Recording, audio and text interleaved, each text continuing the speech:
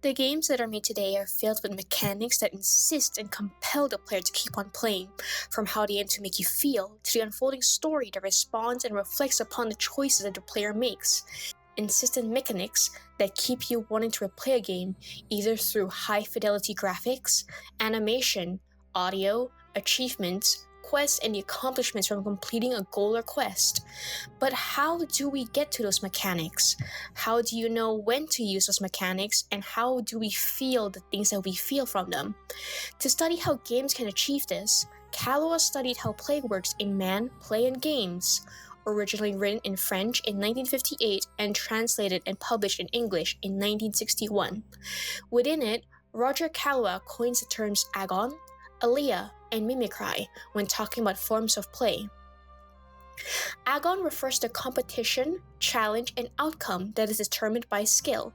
For example, when you play a game of checkers, you're playing against someone else and you're both engaged in a game where the victor is determined based on the individual's own skill. Alia, in contrast to agon, refers to the luck within play. For example, within a game, results like loot, outcomes, and levels can be generated based on a random number generator, and its result is wholly reliant on luck rather than skill. While agon and alia can be considered as polar opposites, they are often seen in play with one another, especially within the games that we encounter and play. Mimicry is when you're playing and assigned a role, like when you're playing the role of a character within a musical or play or video game. You are playing a character within that moment. With these forms of play in mind, we can find random outputs which can be described as contingency, a term coined by Thomas M. Malaby.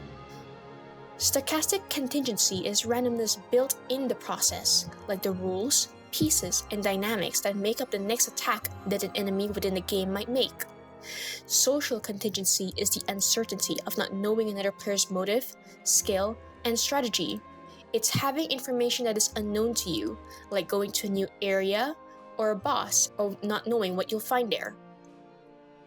Games often have at least one contingency in effect, but often these contingencies and random outcomes within games work together to create a flow within the game.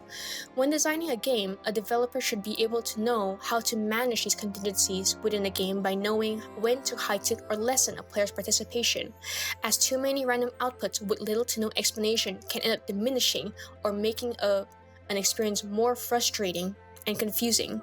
So then, how does a game designer know when to do that? When to heat up and cool down a game mechanic? This was studied and introduced by Marshall Mcluhan. Mcluhan describes hot media as something with high definition, a state of being well filled with data. It's something with clear information and has clear instructions and less room to fill in the data from the player, lessening participation since you have clear instructions on what to do. Cool mechanics is removing that high definition, giving the player less information and more room for participation for the player to fill in the gaps of information needed with their own intuition, skill, and knowledge. The roguelike genre is an example of a genre that is designed around applying as many insistent mechanisms and gameplay loops to keep the player engaged by using all the concepts discussed and applying them to the mechanics within the game and keeping each playthrough feel fresh and different. I'll be using Supergiant's Hades as an example of a roguelike with these concepts in play and discussing them here, and asking, how did they design an unforgettable, unique, and fresh game experience? How did they heat up and cool down the characters from Greek mythology?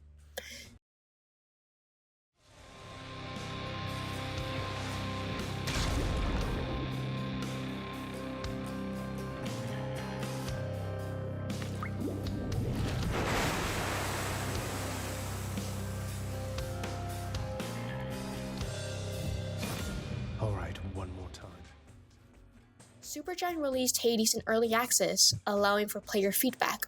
With that feedback, Supergiant is able to design a game with a smoother gameplay loop and a connecting and branching storyline, with satisfying boon interactions and weapon gameplay.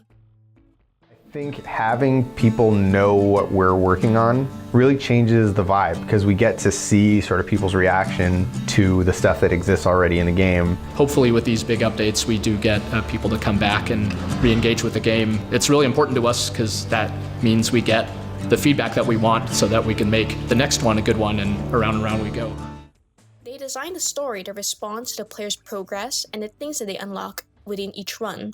More dialogue is accessed based on what you do and keeps you asking what happens next, along with still giving the player feedback and having the characters comment on what you do in previous runs, even if you've had a run that was cut short. We were very interested in infusing this style of play, which involves dying and restarting over and over, with a continuous narrative. So every time you died, the story would advance. That was kind of the thing that we were excited about early on. Agon within Hades can be found with the enemies and bosses that constantly challenge and attack you within each chamber. Multiple weapon setups and boons that you utilize better with skill and practice. In-game timers and self-imposed challenges with the heat system that make the game harder by imposing certain limitations, but for better reward and rewarding the player for their skill and practice. Achievements in-game that you are rewarded from reaching certain milestones or completing specific storylines. Alea within Hades can be found with different rewards in each room, a notable one being Nectar, which can tie in with stochastic and social contingency, as it allows you to grow closer to a character when you give it to them. Different boons that you can find through each chamber you go through, and these boons can sometimes mix with one another to produce a different effect. Certain chambers make it possible for you to encounter characters in a run and further push a narrative along. An example of mimicry is easily found that in Hades, you play as Prince of the Underworld, Zagreus, who is the son of Hades.